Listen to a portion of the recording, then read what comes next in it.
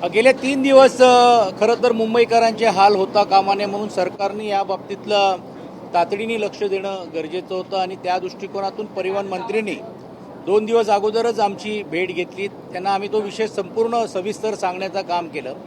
राज्याचे मुख्यमंत्री आणि उपमुख्यमंत्र्यांनी याच्यात हस्तक्षेप करावा अशी आमची अपेक्षा होती आणि काल दीर्घ चर्चा झाल्यानंतर 11-11:30 नंतर आम्ही सर्वांनी मिळून घेऊन हा संप मागे घेण्याचं काम केलेलं आहे.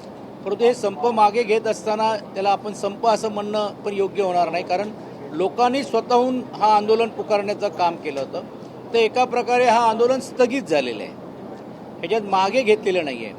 कारण वेटलिस्ट ज्याला आपण म्हणतो कॉन्ट्रॅक्ट पद्धतीने जे बेस्ट आहेत हे हळूहळू कमी करून स्वतःच्या मालकीचे बसेस निर्माण करायला पाहिजे ही आमची अपेक्षा आहे. त्या दृष्टिकोनातून या येणाऱ्या 3 वर्षामध्ये तब्बल 5,000 बेस्ट बस नवीन घेण्याचा देखील निर्णय त्यांनी जाहीर करण्याचं काम राज्याचे उपमुख्यमंत्री आणि परिवहन मंत्र्यांनी केलेलं आहे. ते करत असताना आम्ही हेच मागणी केली की जे वेटलिस्टवरती असलेली लोक आहेत, समान काम समान दाम हे मिळालं पाहिजे, पण ते न मिळता निवळ फक्त किमान वेतनाच्या नावाखाली त्या लोकांची पिळवणूक होतोय आणि म्हणून त्यांना किमान काहीतरी एक टोकन म्हणून त्यांना काहीतरी दरवाढ दिली पाहिजे आणि ती देखील तत्वता 2,000 रुपयाची वाढ त्या लोकांसाठी मान्य केले. आणि दुसरी मागणी आमची अशी होती की जेव्हा नवीन बसेस असतील त्यावेळी त्यांना बेस्टच्या, जसं आज बदली कामगार कॅज्युअल लेबर असतो, फिक्स टर्म असतो, फिक्स टर्ममध्ये जो कामगार असतो त्याला तुम्ही आता कायदा केलेला आहे काही देशांनी, 29 कायदे एकत्रित करून 4 कायद्यावरती आणल्यानंतर त्या प्रत्येकानं फिक्स टर्ममध्ये जर असले तर 2 वर्षामध्ये त्यांना ग्रॅज्युटी द्यावी लागेल. पण आज यांना काहीच मिळत नाही, म्हणून त्यांना कॅज्युअल किंवा फिक्स टर्मच्या नावाखाली बेस्टच्या मस्टर रोलवरती घेऊन आणि त्यांना प्राधान्याने त्याच्या या ज्या नवीन बेस्ट ज्यावेळी जे घेतले जातील त्यावेळी याच वेटलिस्टच्या लोकांना द्यायला पाहिजे. गेल्या 5 वर्ष कुठचाही करार झाला नाही, कराराची बोलणी पण होत नाही आहे आणि म्हणून कराराची बोलणी तातडीने करण्याचे पण निर्देश राज्याचे उपमुख्यमंत्र्यांनी दिलेले आहेत. पण आमचं म्हणणं होतं का तुमची चर्चा सुरू होईल त्याला अजून 5 वर्ष लागले, अजून काही महिने लागले तर किमान त्यांना काहीतरी तुम्ही द्या. आमची अपेक्षा होती 10,000पेक्षा जास्त काहीतरी इंटरिम वाढ मिळावी. मग शेवटी 5,000पर्यंत तडजोड करण्याचं काम केलं, पण आर्थिक परिस्थिती बेस्टची नसल्यामुळे त्यांनी असं सांगितलं की बा निधीच नाही आहे, पहिली ही तुम्ही आज 3,000 रुपयाची वाढ घ्या, लगेच आपण या 8-10 दिवसामध्ये एग्रीमेंटची चर्चा आपण सुरू करू आणि त्याच्यानंतर हा अंतिम स्वरूपात देखील त्यांना नेण्याचं काम केलं जाईल. जे रिटायर झालेले जे कामगार आहेत त्यांची ग्रॅज्युटी वेळेवर मिळत नाही. जून 2024च्या नंतर जेवढे राहिलेले जे ग्रॅज्युटी धारक आहेत त्यांना या आर्थिक वर्षामध्ये सर्व ग्रॅज्युटी रिटायर झाल्यानंतर देण्याचा देखील निर्णय घेण्याचं काम झालेलं आहे. आणि आमचं म्हणणं होतं की जे ठराव महानगरपालिकेने नगरविकासकडे दिलेले आहेत की वेळोवेळी बीएसला मागण्याची गरज का लागलं पाहिजे, कारण बघा हे मुंबईकरांचा पैसा आहे. आम्ही युक्तिवाद करत असताना आमदारांना द्यायला पैसे आहेत सत्ताधारी, त्याहीपेक्षा करोडो रुपये तुम्ही रस्त्यासाठी खर्च करता, पण त्या रस्त्यावरती धावणारी जी लाईफलाईन आहे त्यासाठी तुम्ही निधी का दिली जात नाही. मेट्रोसाठी 3.25 लाख कोटी रुपयाचं कर्ज आपण घेऊन मेट्रो बनवतोय. मेट्रोचा प्रवासी आणि बेस्टचा प्रवासी हा वेगळं आहे आणि आज 40 लाखपेक्षा जास्त बेस्टमध्ये असलेलं जी लाईफलाईनमध्ये जो ग्राहक आहेत, प्रवासी आहेत, त्याच्यासाठी हे बेस्ट रिवाईव्ह व्हायला पाहिजे. ही भूमिका पण आम्ही घेतली. बेस्टची सप्लाय ही वारंवार वीज बंद होते. आता अडाणीजींचा मीटर तर स्मार्ट मीटर घरापर्यंत पोचतोय. आता त्यांनी MERCला मागणी केली आहे की धारावी आणि माहीम यामध्ये पण देखील आम्हाला अडाणीची वीज वापरायला परवानगी द्या. त्याला आम्ही सक्त विरोध केलं.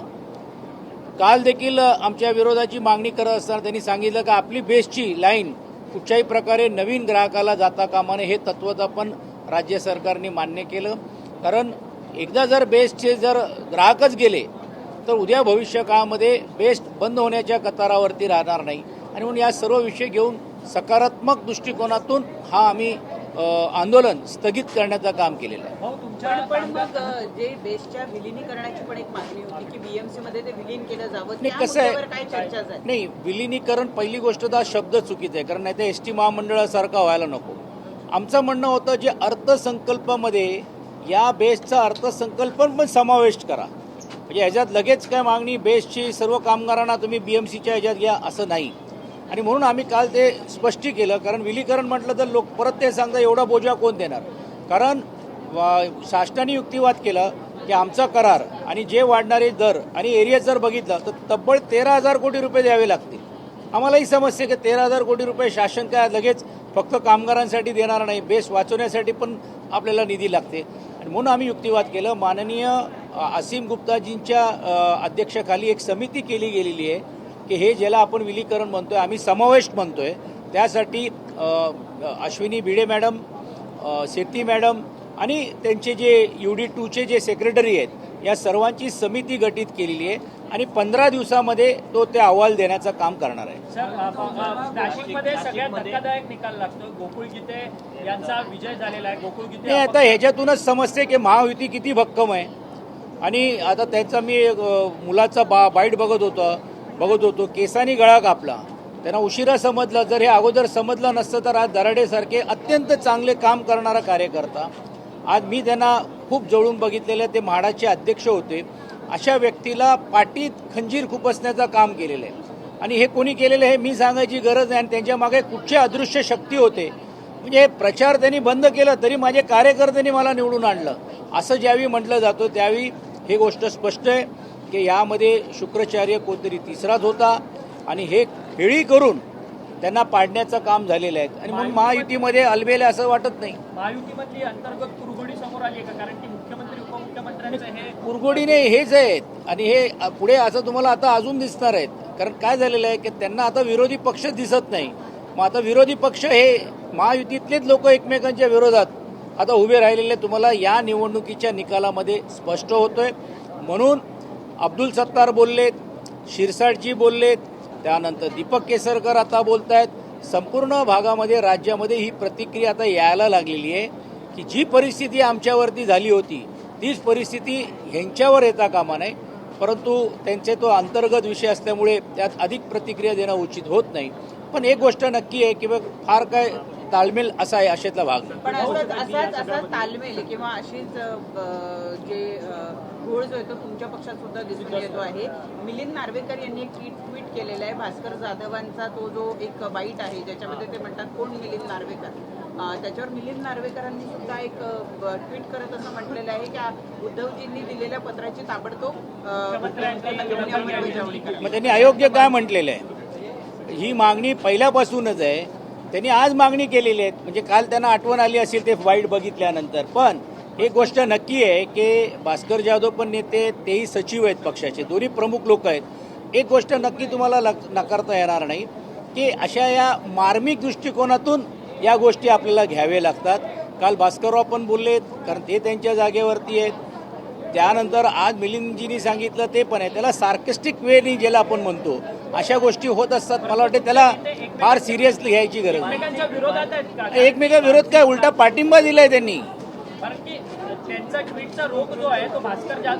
त्यांनी पाठिंबा दिलाय ना, भास्कररावांनी पाठिंबा दिलेला, लवकर करा. बघा त्यांची ट्विट तुम्ही ज्या पद्धतीने घेताय ते वेगळे, मुद्दा वेगळे.